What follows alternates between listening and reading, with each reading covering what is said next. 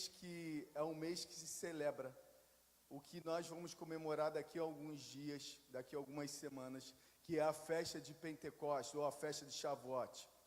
Essa festa, ela, além de ser o fogo do Espírito na nova aliança, ela tem uma representação profética, que é a entrega da Torá, que é a entrega da lei ao seu povo. Agora, tanto a palavra quanto o fogo do Espírito caminham juntas. Amém? Então hoje estamos em um dia profético, em um dia propício. Hoje também é o primeiro dia do nosso jejum, amém? Olha como é que as coisas estão se linkando. Quando eu parei para pensar nisso à tarde, eu falei, opa, tem algo aqui no ar. Primeiro mês do calendário bíblico, iniciamos um jejum que vai se alongar até o dia 5. O Senhor está querendo fazer algo nesse tempo, amém? Esse jejum não foi uma coincidência, cair no primeiro mês, no primeiro dia do primeiro mês do mês de Sivan. Depois vocês pesquisam, está lá no Google, vocês podem pesquisar no Wikipedia, aparece lá explicadinho, direitinho, mas eu não poderia deixar de relatar isso, o quanto Deus está querendo fazer algo. Há um movimento da palavra e do Espírito caminhando juntas. A mesma festa de Shavuot, a mesma festa de Pentecostes, ela carrega não só o batismo do Espírito Santo, mas também a entrega da Torá ao povo de Israel que estava no deserto.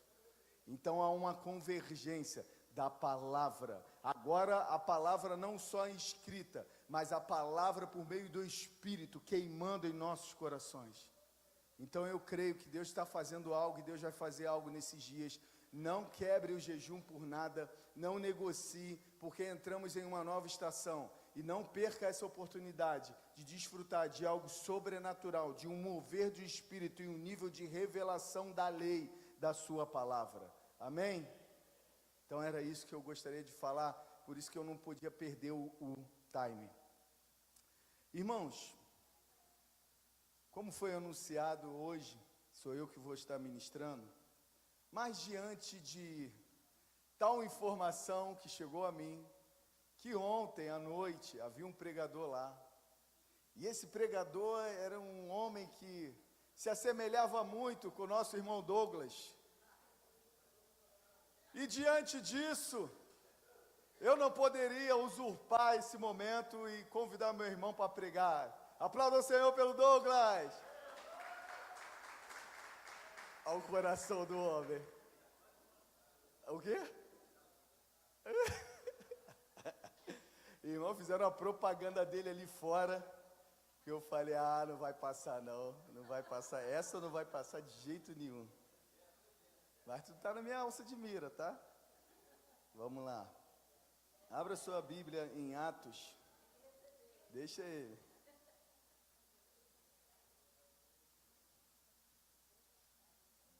Atos, capítulo 28.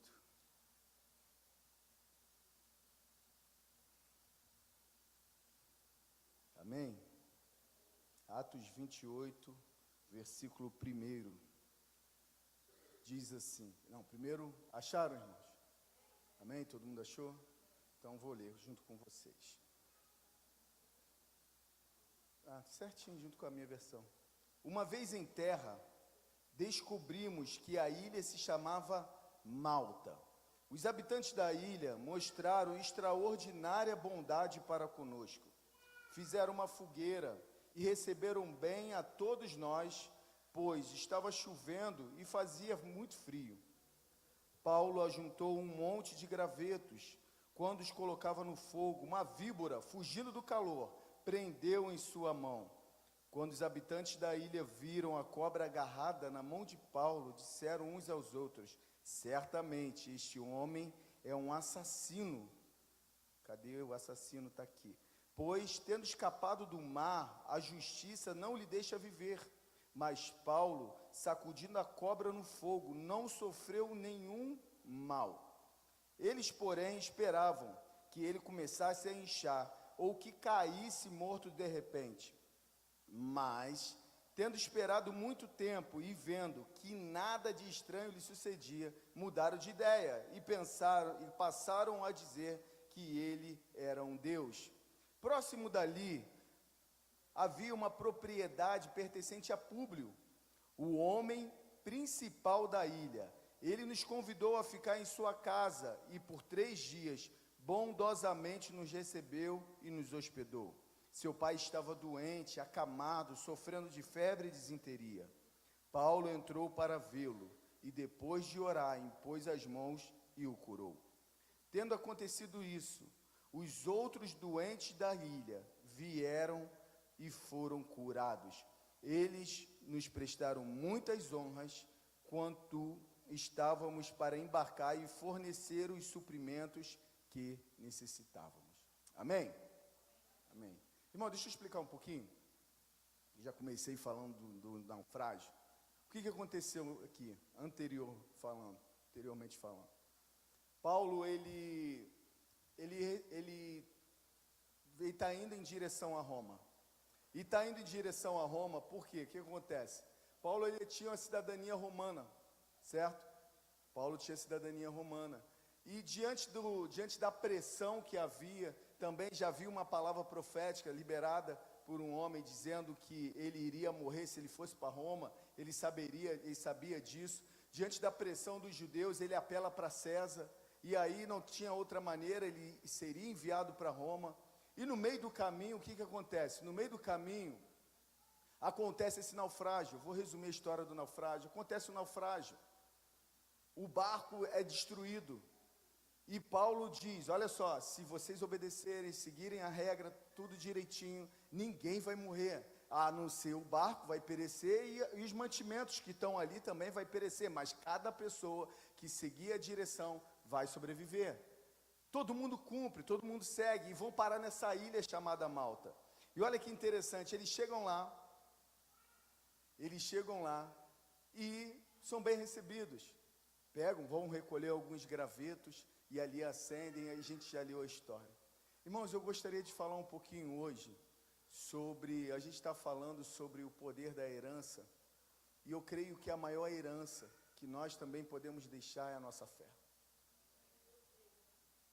É a nossa fé.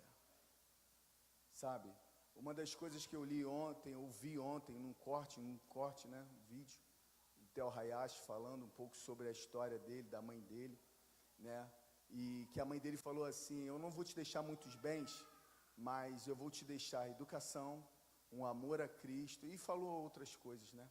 E ele falou assim, o Theo falando, né? Ele falou que a mãe dele disse assim, o maior legado que uma pessoa pode deixar é a vida a qual ela vive. Isso é forte, né? O maior legado que uma pessoa pode deixar na terra é a vida a qual ela viveu, sabe? E isso é uma realidade.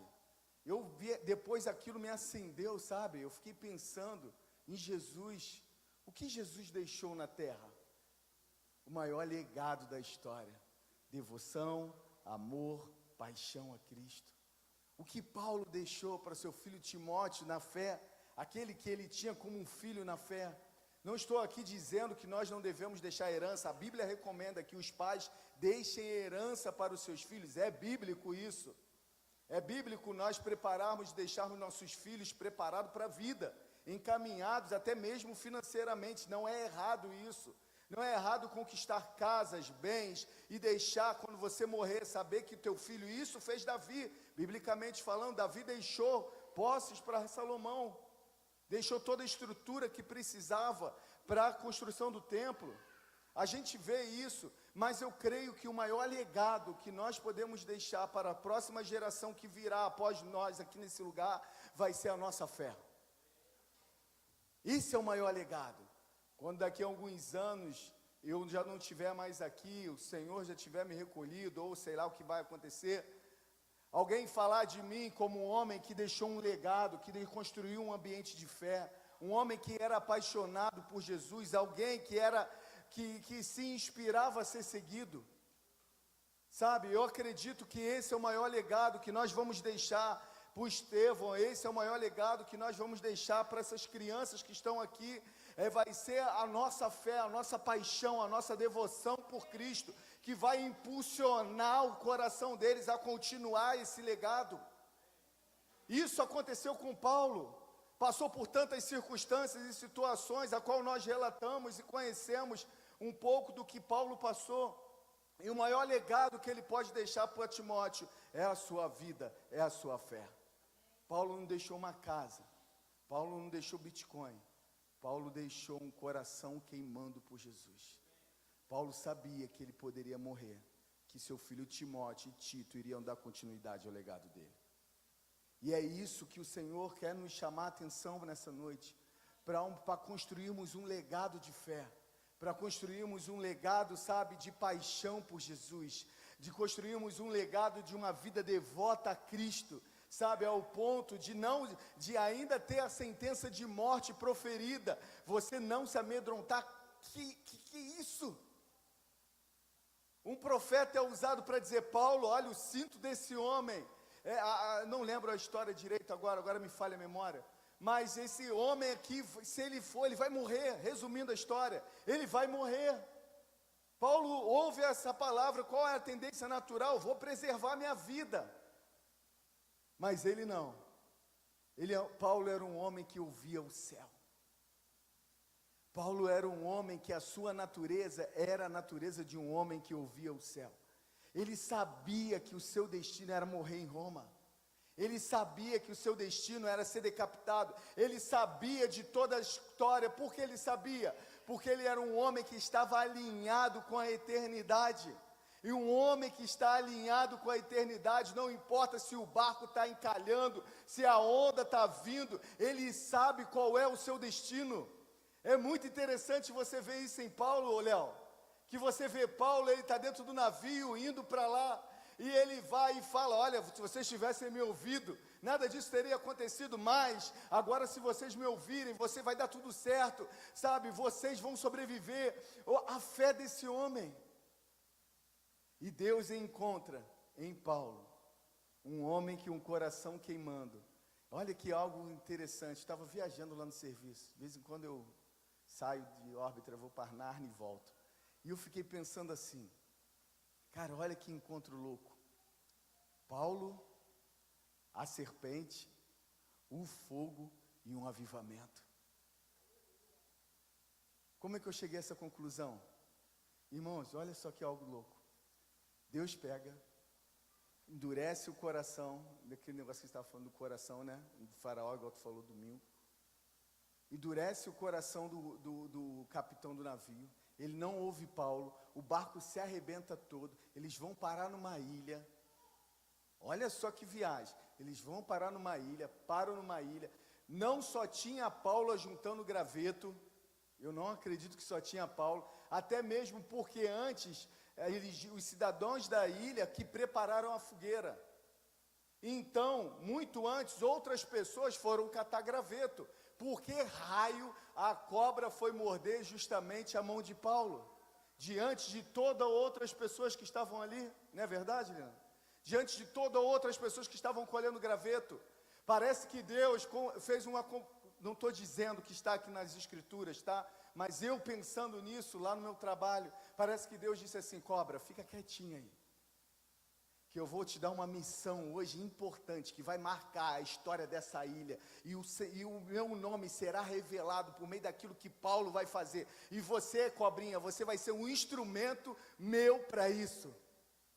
Olha que algo interessante, e eu creio que a cobra ali no meio dos gravetos, esperando o momento, e aí Deus, é agora? Deus falou, não é agora, não é essa mão, não é aquela, e vários homens pegando graveto, juntando, até que chega Paulo e Deus fala assim, cobrinha, é esse cara aí.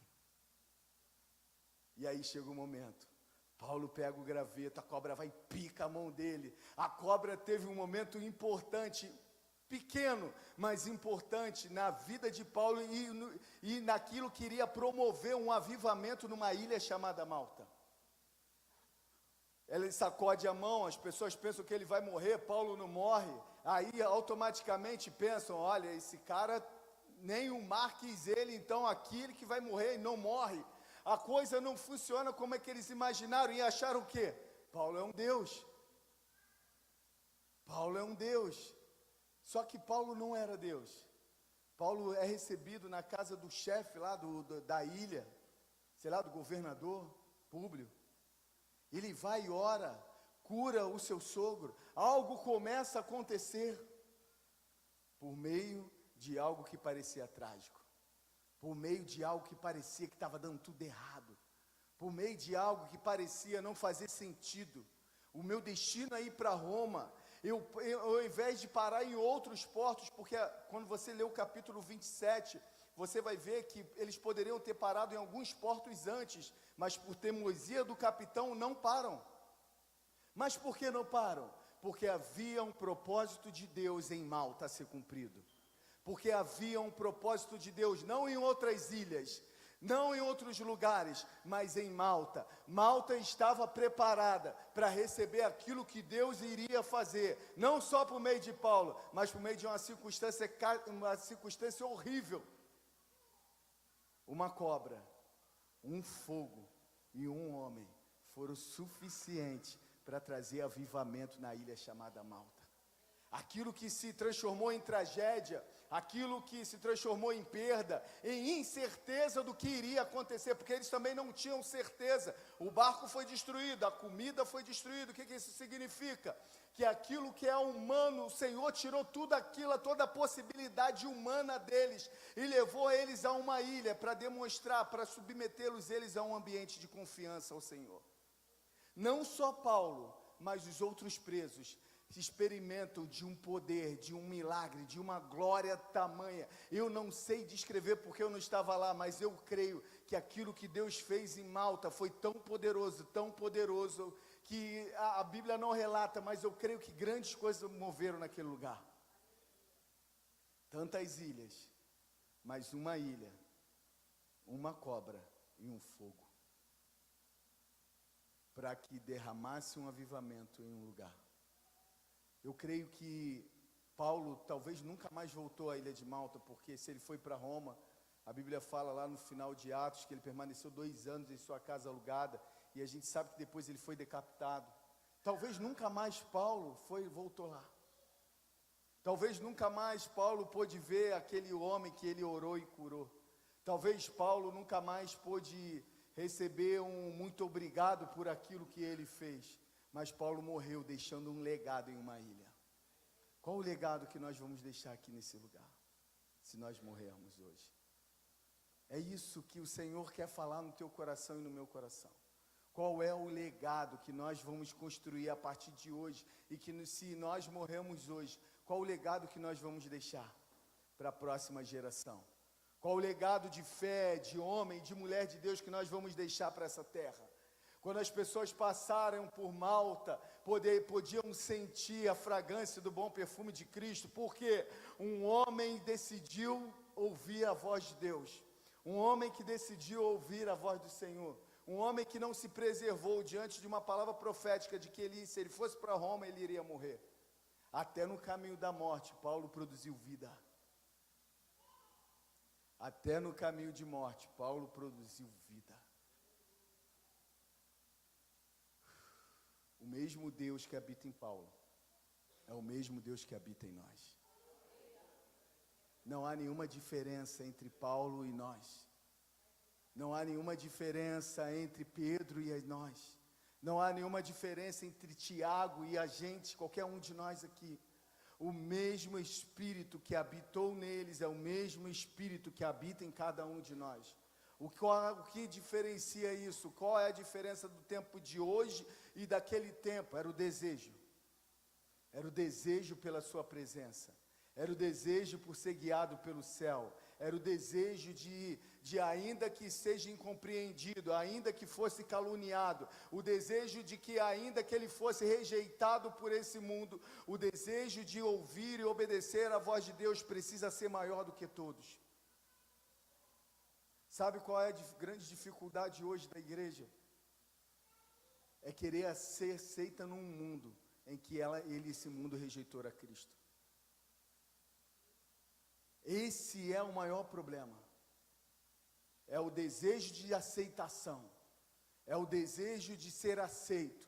é o desejo de ser crente legal, é o desejo de ser agradável, é o desejo de ser bonzinho, é o desejo de ser tolerável com todo mundo. E nisso aí, andando em contrapartida, desagradando o próprio Criador, quanto na verdade o Senhor nos chamou para ser sal da terra e luz do mundo. O Senhor nos chamou para ser cabeça e não cauda, sim, mas o Senhor nos chamou para incomodar, para fazer diferença, para refletir Cristo. O pecador, ele tem que se sentir constrangido diante de um filho e uma filha de Deus.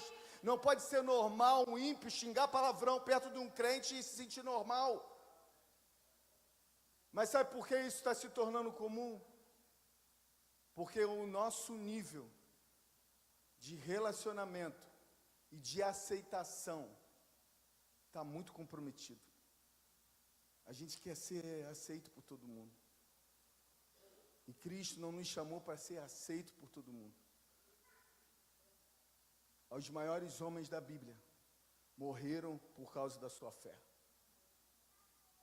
Os maiores homens da Bíblia, Paulo perdeu a cabeça, Pedro crucificado de cabeça para baixo, homens que foram triturados, não sei quem aí que foi, não lembro agora o nome do apóstolo, se alguém lembrar fala, que foi morto na Índia, acho que foi Tomé, né? Que foi morto na Índia, de maneira cruel. E a gente acha que o evangelho tem que ser agradável. A gente acha que o evangelho tem que ser sabor de mel. O evangelho é o poder de Deus, é um Cristo que morreu na cruz para nos santificar, para que a gente viva uma nova vida, e não uma vida que a gente quer encaixar num mundo perdido e contaminado. Ser santo, quando a Bíblia diz que nós somos sacerdócio real e nação santa, o que significa ser sacerdote? É alguém que é separado, dedicado a um fim e não a nenhum outro. Tanto que o sacerdote na antiga aliança, ele não tinha outra herança, a não ser qual é a sua maior herança, era o Senhor. Na sua mitra que ficava aqui na frente, tinha escrito aqui na sua testa: santidade ao Senhor, santidade ao Senhor, santidade ao Senhor. Ser santo, ser um homem santo, ser uma mulher santa, às vezes vai fazer com que você viva uma vida, talvez não muito agradável, mas você sabe quem o Deus é quem você serve. Ainda que você desagrade, ainda que você não seja muito, fulano ele quer ser santo demais, mas como não ser? Como não ser santo diante de um Deus que exala a santidade, que a sua essência e natureza é santidade? Como não desejar isso? Como não crer isso? Na primeira pressão que nos chamam de bitolado, de Bíblia, de crente, e isso e aquilo, a gente cede. O Senhor não nos chamou para nos conformar com esse mundo, mas moldá-los.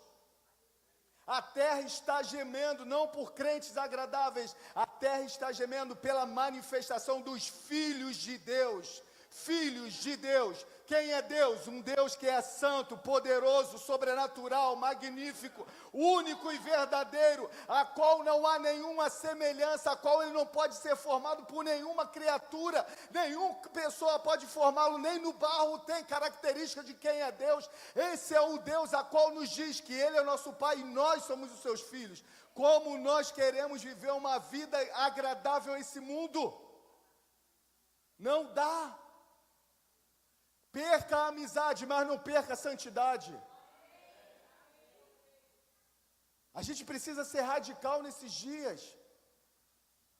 A gente precisa ser crente firme nesses dias. Quando o Cláudio fez essa convocação do jejum, a gente que trabalha à noite, Leilane também, deve sentir, né? Eu senti que a partir de meia-noite iniciou o jejum. Imagina, irmão, a guerra, vontade de tomar café, fome aparece que nem existia. É uma coisa terrível. E aí eu chego em casa, ainda estou no horário do jejum, não dá nem para tomar o café da manhã, Leilane. Aí eu acordo, ainda estou no horário do jejum, que hora que eu como? Mas eu preciso entender que as exigências de Deus são para aqueles que o temem. Deus não vai exigir nada de crente meia boca. O que Deus está pedindo de nós é porque Ele sabe que eu e você temos capacidade de entrar ao nível mais profundo. E Ele está lá, nesse lugar mais profundo, nos aguardando para trazer revelações ainda mais poderosas daquilo que Ele é e da sua natureza.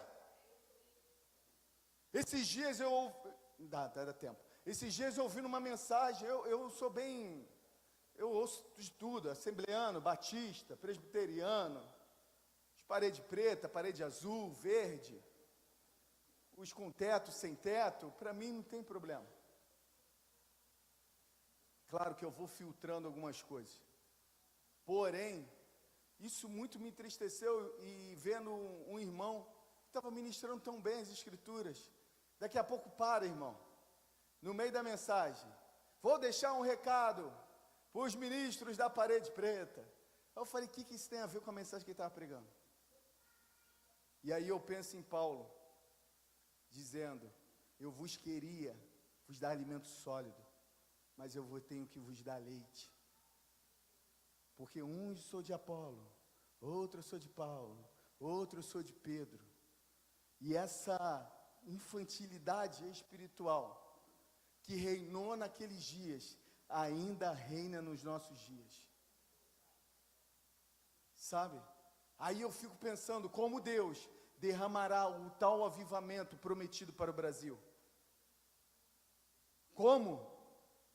Como se estamos ainda brigando por coisas tão bestas? Como se ainda estamos nos degladiando biblicamente para tentar provar?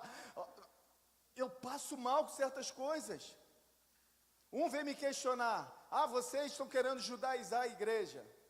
Eu falei, por quê? Porque vocês vão celebrar Pentecoste. Eu falei, tu celebra Natal, qual é o problema? Pelo menos eu vi os apóstolos celebrando Pentecoste, mas eu não vi eles celebrando, comemorando o aniversário de Jesus, dia 25 de dezembro. Me prova biblicamente, aí ficou rateando. Mas olha o nível de discussão que a gente quer ter. É esse nível. Entende? É nisso que a gente precisa pensar. Aí os questionamentos mais variados. Aí eu falei, e qual é o problema, irmão? Não tem problema nenhum. O que a gente não pode fazer é substituir essas coisas por Cristo. Isso não. Isso não. Se a gente vai fazer igual a gente vai fazer BF, vamos fazer as nossas outras festas, qual é o problema? Mas a gente vai arrumando problema em coisas que não existem. Ao invés de a Bíblia diz, João 17 fala, eu oro para que eles sejam um, para que o mundo creia que o Senhor me enviou. Como é que o mundo vai crer que Jesus é o Cristo? Como é que o judeu vai crer que Jesus é o Mashiach? Como isso vai acontecer? Quando a igreja aprender a ser uma.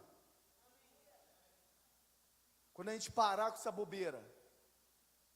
Quando a gente parar com essas barreiras espirituais levantadas. Através de placas denominacionais. Que dizem, eu sou pentecostal, eu sou neopentecostal, eu sou tradicional, eu sou pão com ovo. Cristo em nós, é a esperança da glória e ponto. A gente tem dificuldade de relacionamento. Eu não ouço o irmão porque ele é tradicional, ele é frio. Que frio, irmão? Aonde? Eu só ouço aquele pregador porque, irmão, para.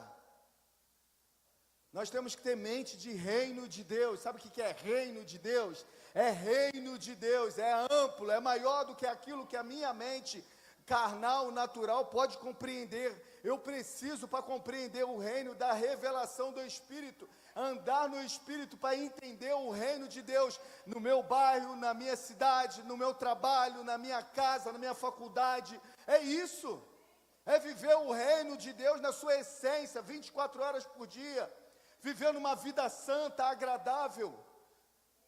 Sabe, o Senhor não está nos chamando para isso. Não era essa a mensagem, saiu já da ilha, já foi parar nisso. Mas amém, porque eu creio que tem um propósito.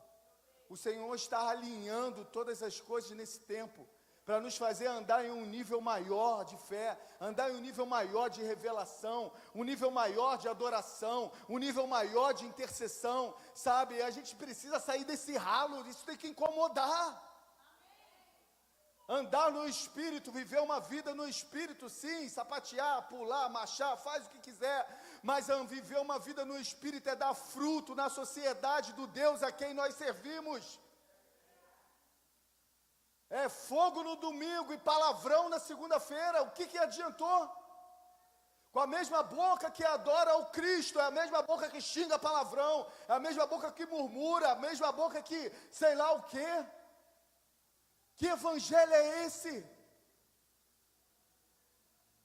Que evangelho é esse? Michuruca, xoxo, capenga, como diz minha esposa, manca. Nós precisamos andar em um nível de seriedade com o reino de Deus. O reino de Deus é sério, o reino de Deus é sério. O que Cristo fez na cruz por nós é coisa séria, não dá para brincar. Não dá para brincar. Irmão, não se surpreenda. Não se surpreenda. Existe gente que fala em línguas, sapateia, marcha, faz e acontece, que vai para o inferno. Se não se arrepender, vai para o inferno. O inferno é real. O inferno é real, ele existe. Ah, o inferno é aqui, vai pensando nisso. O inferno é real, não importa a sua teologia, ele é real. E nós precisamos levar o reino de Deus com coisa séria. Nós precisamos entrar por essa porta, entendendo quem é o Deus a quem a gente serve. A gente precisa entrar por essas portas, entender que nós carregamos uma palavra. Homens e mulheres morreram por essa palavra. Homens e mulheres se entregaram a sua vida. Pessoas entregaram a sua vida por amor a Cristo. E o que nós hoje, em 2025, nós estamos fazendo? Que evangelho é esse? Nós precisamos repensar o evangelho que nós estamos vivendo. Sabe por quê? Porque a pior coisa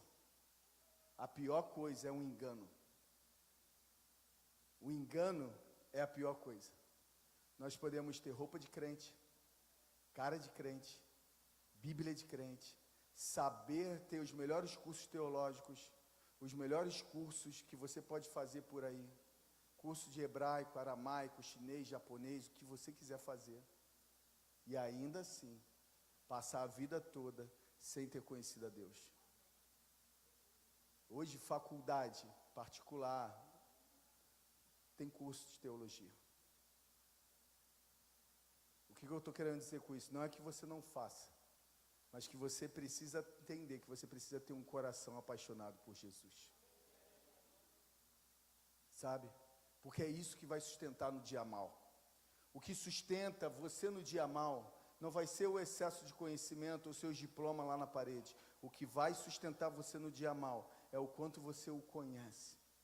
A Bíblia fala, provai e ver que o Senhor é bom. É o quanto você experimenta dele. Jesus, ele deixa como simbolismo e fala, esse é o meu corpo, moído por vós, coma do pão. Entende? Coma do pão, prova dele, experimenta ele, traz ele para dentro da tua vida, traz Cristo para dentro da tua vida, traz Cristo para dentro da tua vida. Sabe, e você vai ver que algumas coisas, talvez, quando você começar a trazer Cristo para dentro da sua vida de fato, e querer encarnar a vida cristã com seriedade, você vai ver que algumas coisas estavam desalinhadas e você não percebia. E no momento em que você começar a deixar Cristo entrar dentro de você, em que você experimentar realmente dessa nova vida, você vai começar a alinhar aquilo que está em desordem. Sabe por quê? Porque aonde chega a palavra, chega a ordem. Deus disse, a terra estava sem forma e vazia. Moisés escreve. E o Espírito de Deus pairava sobre a face do abismo. E disse Deus, haja luz, e houve luz. Talvez o que nós estamos precisando é olhar e desejar e sair daqui pensando, será que realmente eu tive um encontro com Jesus? Será que realmente eu estou experimentando dessa nova vida? Será que realmente, sabe, e se eu estou experimentando o que o Senhor espera de mim, qual é o nível que o Senhor quer para mim? Sabe, às vezes a gente está vivendo uma vida de frustração. Sabe por que a gente está frustrado com algumas coisas? Porque a gente está querendo fazer coisas na força do nosso braço, enquanto o Senhor está dizendo, não é isso que eu tenho para você, vem para cá, o que eu tenho para você é diferente, o que eu tenho para você é maior do que isso. Você está negociando por tão pequena coisa, e você pode pensar assim, mas por que Deus não tira? Porque Ele não vai te oprimir, Ele quer que você reconheça que Ele é o teu Pai. O Senhor está nos chamando a atenção nessa noite, chamando o nosso olhar nessa noite, para que a gente volte o nosso olhar para Ele. Ainda que o naufrágio aconteça, ainda que a cobra me pique, ainda que as coisas não aconteçam da maneira com que eu esperava, eu tenho um Deus a quem tudo pode. Eu tenho um Senhor sobre a minha vida. Sabe, às vezes as coisas estão dando errado e a gente vai para o confronto do diabo. Só que a nossa vida, a nossa aliança não foi feita com o diabo, nossa aliança foi feita com Cristo. Então não é o diabo que nós devemos consultar, é a Cristo que nós devemos consultar. Senhor, realinha a minha rota. Senhor, realinha aquilo que precisa ser realinhado. Senhor, eu me arrependo daquilo que talvez eu tenha cometido e não tenha pensado. Sabe, às vezes a gente precisa disso, irmãos. O pastor Cláudio, eu encerro falando sobre isso para a gente orar. O pastor Cláudio falou no domingo sobre orgulho e aquilo me saltou, sabe, o pensamento. Em Jó 41, se eu não me engano, Jó 41, o Senhor vai descrevendo para Jó, falando sobre Leviatã. E vai dando as características dele, e vai falando e tal. E no final desse capítulo, o Senhor fala assim, e Ele é Deus sobre os orgulhosos. Eu acho interessante, porque, olha que algo curioso. Jó surge lá na história, nos primeiros capítulos que narra sobre a vida dele. O Senhor falando assim, e aí? Obrigado, Ian. Observaste meu servo Jó? E aí, Satanás, você dá tudo para ele, faz tudo o que ele quer, cercou ele está bonitinho ali, agora deixa eu fazer algumas coisas. O Senhor vai e faz. A gente já ouviu falar a história de Jó, talvez na infância, nas historinhas, talvez em alguma igreja, ou aqui mesmo você já ouviu isso. E interessante que no meio do caminho a coisa só piora. Jó perde filha, Jó perde os filhos, perde bens, perde tudo, fica leproso. Aí quando ele pensa que vai ter um refrigério, os seus amigos vêm e arrebenta mais a vida dele ainda, do homem. Tudo isso, no final desse livro, eu entendi que na verdade tudo isso fazia parte de um plano de Deus, para fazer Jó entender o caminho da humildade. Porque no capítulo 42 ele diz, antes eu te conhecia de ouvir falar, hoje eu te vejo. Diabo, amigos, tudo isso, para Deus narrar em Jó 41, a história dos Leviatã, para dizer para ele, Leviatã, é Deus sobre os orgulhosos. O que Deus estava dizendo para Jó? Tudo isso aconteceu para me remover o orgulho do teu coração. Jó sai dali restaurado, outros filhos, outras filhas. Jó sai dali recebendo tudo aquilo que havia perdido, ora pelos seus amigos, abençoa os seus amigos, mas toda uma trajetória de dor, sofrimento e perda, simplesmente por um propósito: levar o coração do velho Jó a não só ouvir o Senhor, mas em vê-lo. Talvez algumas coisas estão acontecendo com você, que talvez você pense assim: Anderson, estou vivenciando a mesma experiência, tudo errado. E o Senhor está te dizendo o seguinte: ei, sou eu que estou te levando para esse lugar, porque eu quero me revelar a você. Eu quero revelar o meu coração a você. Eu quero me revelar a você em um nível mais profundo. Você até agora ouviu muita coisa sobre mim, Jó. Até agora você ouviu muita informação sobre mim. Até agora você assistiu muita informação sobre mim, Jó.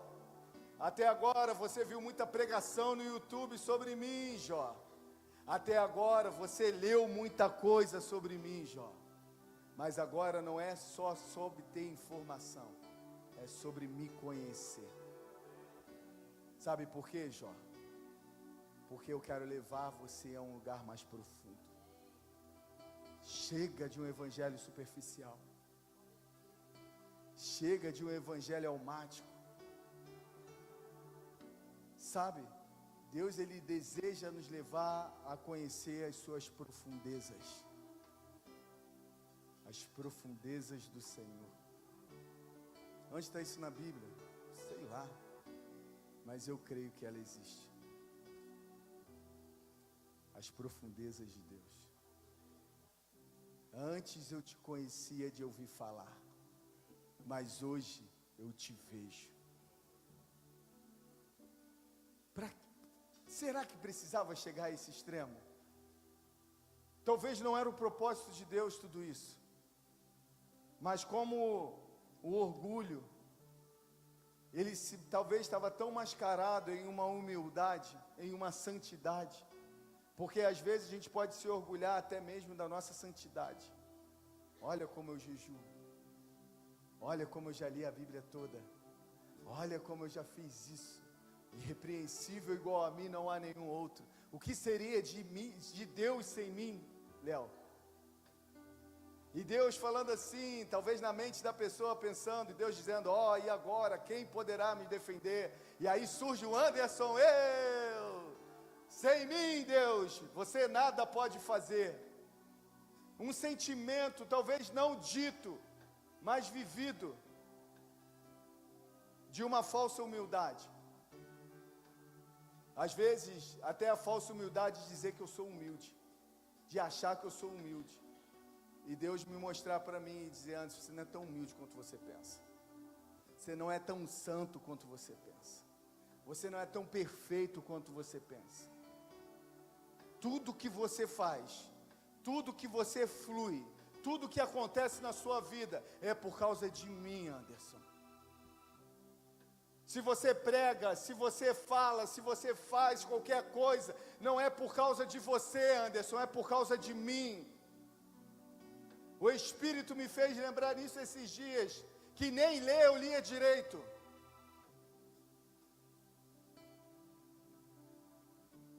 Que nem ler eu lia direito, que eu ia para a igreja com uma calça, porque só tinha uma a semana toda, e lavava no sábado para usar no domingo. Porque a roupa de domingo tem que ser melhor do que a roupa de terça, né? Fica a dica. E aí, como eu não tinha roupa de domingo e roupa de terça era roupa universal, era o que eu tinha. E o Senhor lá no monte, lá perto da casa do Jefferson, falou comigo: eu vou fazer isso e isso e isso com você, Anderson. Você está pensando, isso é só o início. Mas não esqueça da onde eu te tirei, quem você era, o que você fazia, que você não é bom como você pensa, que você não é santo como você pensa. Se submeta a mim, porque você vai ver aonde eu vou te levar. Se submeta à minha voz, que você vai ver o que eu vou fazer. E ele me levou em Amós, uma vez eu compartilhei isso também com o Jefferson. Para acabar de me arrebentar, em Amós diz o seguinte: você não era profeta, nem filho de profeta, mas eu te escolhi.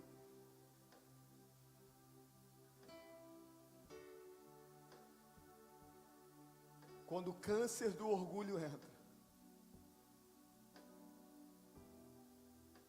e Icabode acontece.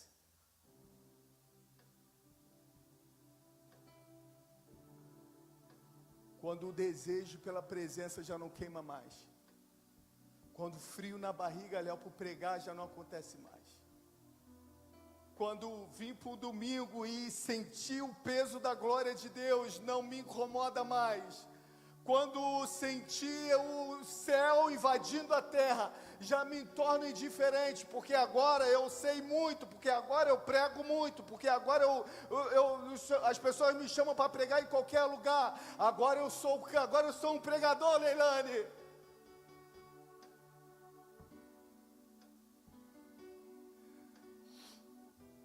Uma vez eu tentei bancar de pregador. Fui bonitinho.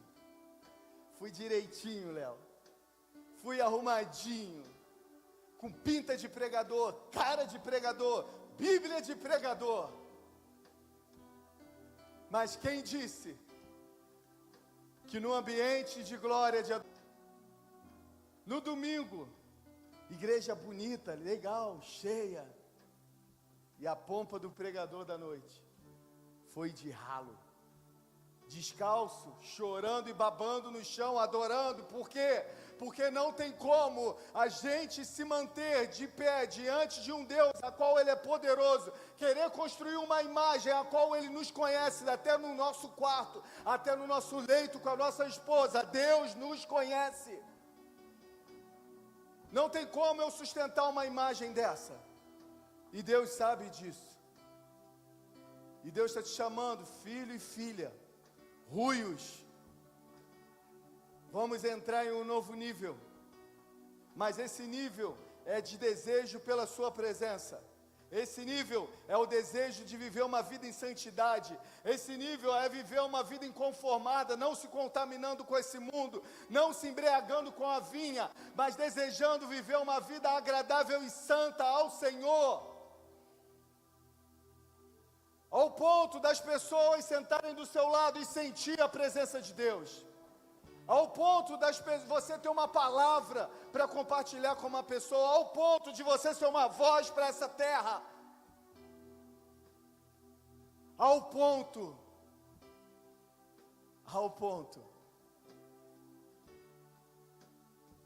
de Deus percorrer a terra e buscar alguém que permaneça na brecha. E o mais interessante que ele diz, não encontrei ninguém. Mas hoje ele vai encontrar alguém. Porque aqui nessa casa nós vamos buscar o Senhor em espírito e em verdade, até que Ele venha.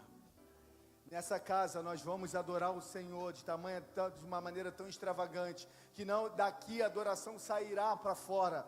Daqui nós carregaremos a adoração aonde o Senhor enviar. Na Lília na escola, o Léo na indústria, eu lá na fábrica, cada um de nós espalhado, Jefferson na feira, cada um de nós exalando santidade e presença de Deus, ao ponto das pessoas olharem por redor, um monte de crente meia boca, de vir te procurar, porque sabe que você carrega uma palavra.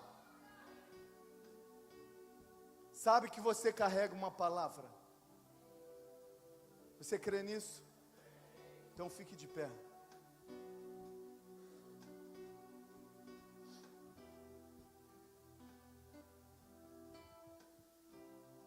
Espírito Santo, Espírito de Deus, Espírito de Deus, Espírito Santo, Espírito Santo, Espírito Santo, Espírito Santo, Espírito Santo, Espírito Santo, Espírito Santo, Espírito Santo, nós oramos nessa noite, Pai. Senhor, faz em nós, Pai, homens de coração puros, Pai. Faz em nosso coração, Pai, um desejo ardente pela Tua presença. Faça nesse lugar, Senhor Deus, uma casa de oração. Senhor, faça nesse lugar filhos realmente maduros, como diz essa palavra, ruios, filhos maduros, que não estão brigando por ser de Paulo, de Apolo ou de qualquer outro, que não estão defendendo a sua placa denominacional, se são assembleianos, se são batista, presbiteriano, metodista, mas que eles têm um propósito: buscar o reino de Deus e a sua justiça, e ver essa terra transformada por meio da pregação do Evangelho. Espírito Santo de Deus, desperta-nos nessa noite. Eu te peço nessa noite perdão, Pai, pela divisão da igreja de Cristo em Santa Cruz. Perdão, Senhor, pela divisão da igreja, por igrejas racharem nesse lugar, por igrejas ser parte, Senhor Deus, de partidarismo, de brigas, confusões, contendas e de insubmissão. Espírito Santo, nessa noite eu te peço, Pai, perdão, Pai. Perdão, Pai, porque desejamos, Senhor Deus, e transformamos as igrejas em como se fossem lojas concorrentes uma das outras. É qual, Senhor Deus, sobe nos céus de Santa Cruz orações para que o outro feche e eu me dê bem. Espírito do Senhor, alinha o coração dos pastores, alinha o coração de apóstolos, alinha o coração de bispos, de pessoas que estão à frente de ministérios. Espírito Santo de Deus, restaura alianças que foram quebradas por conta de insubmissão, pessoas que racharam igrejas, provocando dano ao corpo de Cristo. Espírito Santo, eu te peço perdão nessa noite, Pai. Senhor, nós como igreja te pedimos perdão pelo pecado da igreja em Santa Cruz. Nós como igreja te pedimos perdão pelo pecado da igreja do Rio de Janeiro, que às vezes é tão promíscua quanto é o carnaval. Senhor, às vezes condenamos o carnaval, mas somos tão promíscuos quanto eles. Idólatras, gananciosos, mentirosos, presunçosos, soberbos. Nos orgulhamos pelas mega churches espalhadas pela nossa cidade, enquanto o crime aumenta, enquanto a pedofilia cresce, enquanto a iniquidade prospera. Pai, em nome de Jesus, perdoa os pecados da igreja do Rio de Janeiro. Se como Jó, que estava sob a influência, talvez, não sei, desse espírito chamado Leviatã. Senhor, se isso está sobre a igreja do Rio, eu te peço perdão, Pai.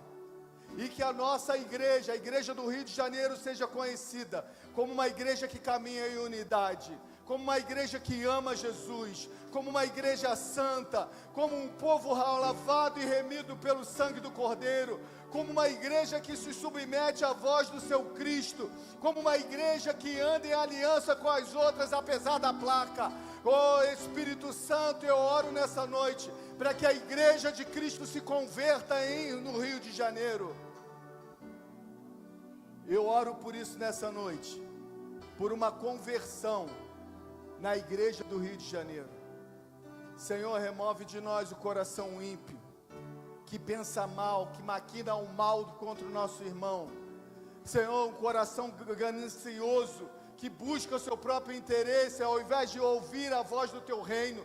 Espírito do Senhor, move a igreja do Rio de Janeiro sobre os 92 municípios desse estado. Vem sobre nós, vem sobre o Rio, vem sobre o estado do Rio de Janeiro. Espírito do Senhor,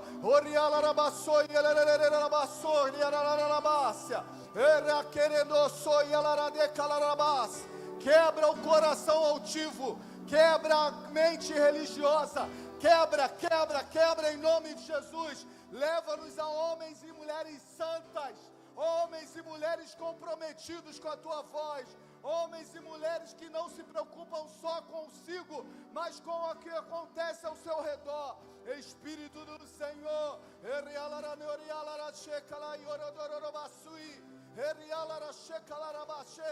obrigado, Jesus, que toda a Babilônia nessa noite não prospere sobre a igreja do Rio de Janeiro. Toda contaminação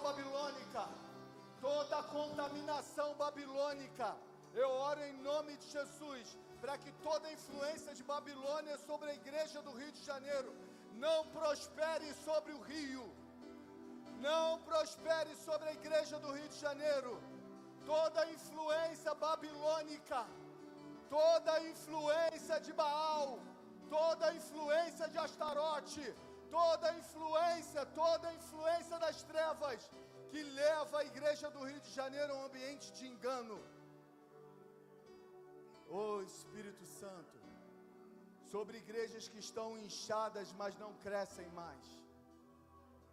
Espírito do Senhor, sopra, sopra sobre o rio, sopra sobre o rio, que as tendas de Baal caiam em nome de Jesus, que as tendas de Baal caiam em nome de Jesus, e somente o teu nome seja adorado, somente o teu nome seja reconhecido, somente o teu nome seja exaltado, e assim veremos o mover do Espírito no Rio de Janeiro, e assim veremos o carnaval perdendo influência, e assim veremos o tráfico de drogas perdendo força, por meio de uma igreja santa, não por meio só do voto, mas por causa de uma igreja santa. Senhor, santidade ao Senhor é o que buscamos, santidade ao Senhor é o que buscamos. Te peço, Pai, nessa noite, Pai, como ministro de uma casa espiritual que é aqui em Santa Cruz, te peço perdão, Pai, por darmos comida contaminada à igreja. Te peço perdão, Senhor, por darmos papa à igreja. Te peço perdão por infantilizarmos a igreja por meio da palavra, por não usarmos a palavra para o crescimento do corpo, mas sim para o nosso benefício e manter pessoas cativas na iniquidade. Eu te peço perdão nessa noite por isso, Pai. Senhor, nessa noite eu invoco o teu nome, Pai, eu te peço em nome de Jesus, derrama sobre o Rio de Janeiro uma onda de santificação e arrependimento, a qual de nós promova choros e soluços, de temor e paixão por Ti, de temor e paixão por Ti, um temor tão grande que nós não vamos conseguir ficar um minuto distante da Tua presença. Senhor, eu conecto junto com os meus irmãos essa oração, e te agradeço, Pai, te agradeço porque eu creio, que assim como o Senhor fez com Elias, o Senhor havia separado um remanescente, 7.000 que não se dobraram, e eu creio que aqui em Santa Cruz há um povo remanescente, eu creio que em Santa Cruz e no Rio de Janeiro ainda há povo santo, eu creio que em Santa Cruz e no Rio de Janeiro ainda há uma igreja que te ama, eu creio que em Santa Cruz e no Rio de Janeiro há uma igreja que busca a tua face e não o seu bolso. Eu creio que na igreja do Rio de Janeiro ainda há uma igreja que caminha na verdade e não busca a ganância da mentira. Obrigado, Jesus. Muito obrigado, Pai. Senhor, também oro pela vida de uma jovem que está internada no Rocha Faria, que está entre a vida e a morte, Pai. Senhor, declaro sobre a vida dela cura em nome de Jesus. Senhor, sobre a vida do seu filho que também está numa incubadora, nós também profetizamos cura sobre ela, sobre essa criança agora em nome de Jesus. Senhor, é uma jovem de 22 anos, ainda tem uma vida inteira pela frente. Eu te peço, ó Deus, em nome de Jesus, tem misericórdia dessa casa, traz cura sobre ela agora em nome de Jesus, traz restauração, Senhor. Senhor, em nome de Jesus, e traga sobre aqueles que estão enfermos nesse lugar, saúde divina, sobre a Maria, sobre os familiares da Rafa, sobre qualquer outra pessoa aqui nesse lugar que possa estar experimentando de alguma enfermidade, receba cura sobre a tua vida agora em nome de Jesus. Amém, amém e amém. Amém, irmãos? Sim, obrigado. Irmãos, quinta-feira nós temos as nossas células, então fique atento, não deixe de estar lá, se programe, vamos estar juntos, amém? Domingo nós temos escola bíblica, às 9 horas da manhã e às 19 horas nós temos nosso culto. Traga o seu dízimo, traga a sua oferta, coloque aqui no gasofilaço, e que o Senhor te abençoe e te guarde, que o Senhor levante sobre si o seu rosto e te dê a paz. Vá em paz, semana abençoada em nome de Jesus.